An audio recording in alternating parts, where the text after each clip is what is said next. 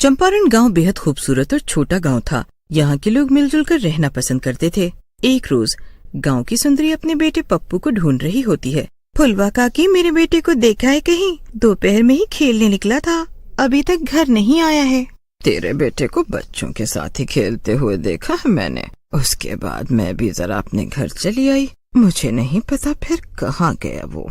इस लड़की को कितनी बार कहा है कि ज्यादा वक्त तक बाहर ना घूमा फिरा करो, लेकिन यह है कि मेरी बात सुनने को राजी ही नहीं होता। अरे सुंदरी, तू तो इतना ज्यादा घबरा जाती है जैसे हमारे गांव में चोर लुटेरे घुस आए हो। ये मेरे बेटे के साथ मिठाई खरीदने गया था। गांव में जो नई मिठाई बेचने वाली आई है ना, उसके ठेले के पास मिला है मुझे। तुझे कितनी बार कहा है बिना बताए इधर उधर मत जाया कर, लेकिन नहीं, तुझे अपने मन की करनी है। माँ, आपने जो मुझे 10 रुपया दिया था, उसमें देखो मुझे उस मिठाई वाली आंटी ने पूरी 4 मिठाई दी है। ना मीठा खाता है, इसके तो दांत भी सड़ने लगे हैं, लेकिन ये लड़का है कि मीठा के पीछे ही भागता रहता है बस। अरे बच्चा है सुंदरी, क्यों डांट रही हो? तुझे पता है वो जो मिठाई बेचने वाली आई है ना, उसके हाथों की मिठाई में इतना स्वाद है कि बस खाने वाला मदहोश हो जाए। क्या बात है, कम से कम भगवान ने उसे एक हुनर तो दिया है, वरना बेचारी विधवा है, अपने बच्चों को कैसे पालेगी। धीरे धीरे समय बीत रहा था। गांव में हर रोज वो मिठाई वाली आती और बच्चे उसकी मिठाई खरीदकर खूब खाते। पप्पू, अरे पप्पू, रुक जरा, पापा के पैसे लेकर कहाँ भाग रहा है? मिठाई वाली आंटी, मुझे इन सभी पैसों की मिठाई दे दो।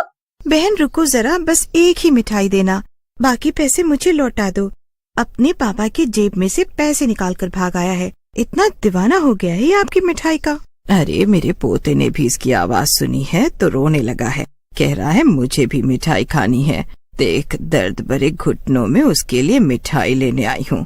अरे बेटा, कहाँ से आती हो तुम? चंदनपुर गांव से आती हूँ काकी मैं। आने जाने में ही सुबह से रात हो जाती है। अरे बाप रे, वो गांव तो यहाँ से काफी दूर है, आने जाने में ही घंटों बीत जाता है। लेकिन बेटा, तेरे अलावा घर में और कौन है कमाने वाला? नहीं काकी, अगर कोई कमाने वाला होता तो मुझे ऐसे दिन नहीं देखने पड़ते। मेरे पति की एक हादसे में मौत हो गई थी। एक बेटा है, बस उसी के सहारे जी रही हूँ और उसी के लिए कमा भी रही हूँ। इतना कहकर मिठाई वाली चंद्रकला की आंखों में आंसू भर आते हैं। अब वहाँ मौजूद औरतें उससे बातचीत करके उसे संभालती हैं और हिम्मत देती हैं। अरे आप लोगों से मिलकर मुझे बहुत अच्छा लगता है। मैं जब से इस गांव में आने लगी हूँ, मेरे हाथों की बनी मिठाइयाँ तो बचती ही नहीं है। अरे बहन, तुम्हारे हाथों की मिठाइयों में इतना स्वाद है, अब तो बच्चों के साथ साथ गांव की औरतें और बूढ़े जवान सभी तुम्हारी मिठाइयाँ खाने का इंतजार करने लगे हैं। ऐसे ही समय बीत रहा था।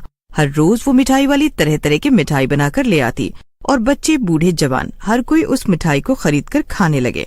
ऐसे ही सब कुछ अच्छा चल रहा था। लेकिन एक रोज देर शाम मिठाई का ठेला लेकर चंद्रकला जंगल की तरफ जा रही होती है। तभी गांव का बेवड़ा राजू उसे जंगल की तरफ जाते हुए देखता है, उसका पीछा करने लगता है और इस बात से चंद्रकला अनजान थी। जेली जेली जेली जेली, आजा आजा आजा आजा। गाना गाता हुआ बिरजू उस मिठाई वाले के पीछे पीछे जंगल में काफी आगे तक निकल जाता है और उस मिठाई वाली यानी चंद्रकला को भी इस बात का तनिक आभास नहीं होता कि उसका पीछा बिरजू कर रहा है। आज तो मैं इसके घर तक पहुंच कर ही रहूंगा। आखिर मुझे भी इसे देखकर कुछ कुछ होने लगा है। अब ये बेचारी भी कब तक अकेली रहेगी? इसका बिरजू इसके लिए हमेशा खड़ा रहेगा।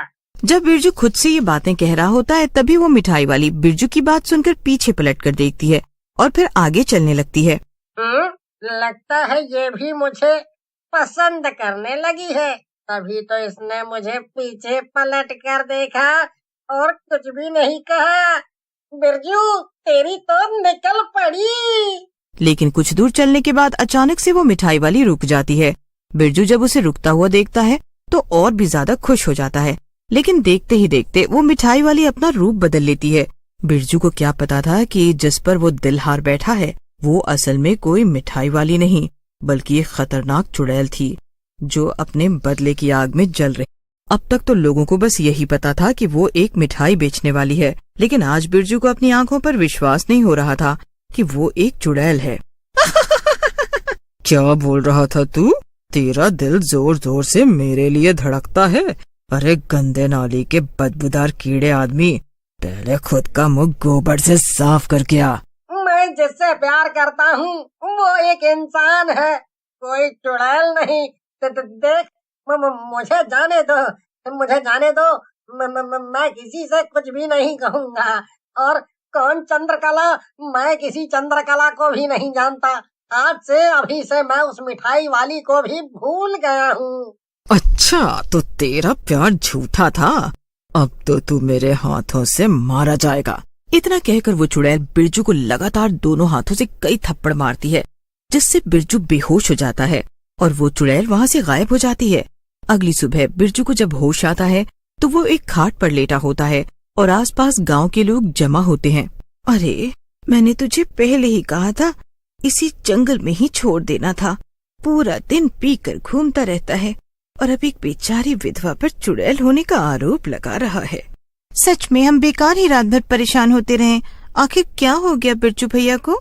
अब गांव के लोग जो बिरजू के आसपास इकट्ठा थे वो वहाँ से जाने लगते हैं, लेकिन बिरजू एक ही बात कह रहा होता है कि वो मिठाई वाली इंसान नहीं चुड़ैल है। लेकिन बिरजू की बात पर कोई यकीन ही नहीं करता।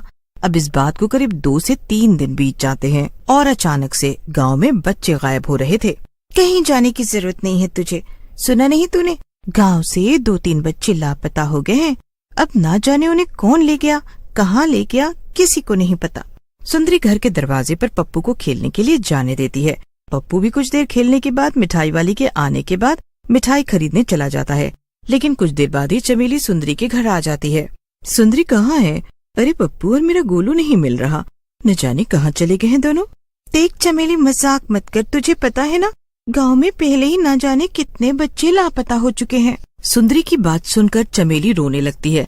तब जाकर सुंदरी को भरोसा होता है कि चमेली सच कह रही है। अब सुंदरी और चमेली काफी देर तक इधर उधर अपने बच्चों को ढूंढते हैं, लेकिन तभी वहाँ बिरजू आ जाता है। भाभी, भाभी, मैंने अभी अभी उस मिठाई वाली को जंगल की तरफ जाते हुए देखा है। उसके ठेले पर बेहोश पड़े कई बच्चे थे। मुझे उसमें गोलू भी नजर आया था। कहाँ देखा आपने बच्चों को? बिरजू भैया, मुझे वहाँ ले चलो। सुंदरी, इसकी बात तू कहाँ सुन रही है? ये तो खुद नशे में रहता है, इसे तो ये भी नहीं पता कि इसका घर कहाँ है। तभी वहाँ किशन आ जाता है और सभी मिलकर उस जंगल की तरफ जाते हैं। गांव के लोग चारों तरफ जंगल में फैले हुए थे और वो बच्चों को ढूंढ रहे थे। तभी जंगल के दूसरे हिस्से से बच्चों के चिल्लाने की आवाजें आती हैं और गांव वाले उस तरफ बढ़ते हैं। वहाँ एक गुफा होता है। जब गांव वाले उस गुफा के अंदर जाते हैं तो देखते हैं उस गुफा में काफी भयानक चीजें हैं। अजी सुनिए, हमारा बच्चा तो ठीक होगा ना? जब गांव वाले अंदर पहुंचते हैं तो वो देखते हैं उस गुफा में एक चुड़ैल थी और वो बच्चों को बांधकर उन पर जादू का प्रयोग कर रही थी। देखो देखो बच्चों, कौन आया है? तुम्हारे माता पिता दादा दादी सब आए हैं। लेकिन उस दिन ये लोग कहाँ थे जिस दिन मैं अपने परिवार से जुदा हो गई थी? मेरा परिवार ये गांव छोड़कर चला गया था। अरे कौन है तू और ये सब क्यों कर रही है बच्चों के साथ? क्यों छोड़ दूं मैं इन्हें? चमेली, तुझे याद तो है ना, तूने मेरे मिठाई की दुकान में आग लगा दी थी, आग जिसमें मैं काम कर रही थी, और दुकान में आग फैलने की वजह से ही मेरी मौत हो गई थी। इसका मतलब तू पूनम है? देख पूनम, उस दिन जो कुछ भी हुआ उसके लिए मैं माफी मांगती हूँ। मैंने सोचा था तेरे दुकान में कोई नहीं है और तेरा दुकान जल जाएगा। ये सब मैंने सिर्फ जलन के मारे किया था ताकि तेरा काम धंधा बंद हो जाए। लेकिन मुझे क्या पता था उस दुकान में तू है और तू अपनी उस दुकान के साथ ही खत्म हो जाएगी। मेरे मरने के बाद मेरा पति बच्चा मुझसे जुदा हो गया, गांव छोड़कर चला गया। वो लोग इतने दुख में थे, लेकिन अब मैं तुम लोगों में से किसी को नहीं छोड़ूंगी। चमेली भी फूट फूट कर रोने लगती है और अपनी गलतियों के लिए उस चुड़ैल से माफी मांगती है। चुड़ैल भी गांव वालों को दर्द में देख और उनके बच्चों से अलग होने पर उनका दुख दर्द देखकर उन्हें छोड़ देती है। बस वो यहाँ उन लोगों को एहसास दिलाने आई थी कि जब वो अपने परिवार से अलग हुई थी तो उसका दर्द और दुख कितना बड़ा था। इस वक्त वो चुड़ैल खुद भी मुक्ति पाकर हमेशा हमेशा के लिए चली जाती है।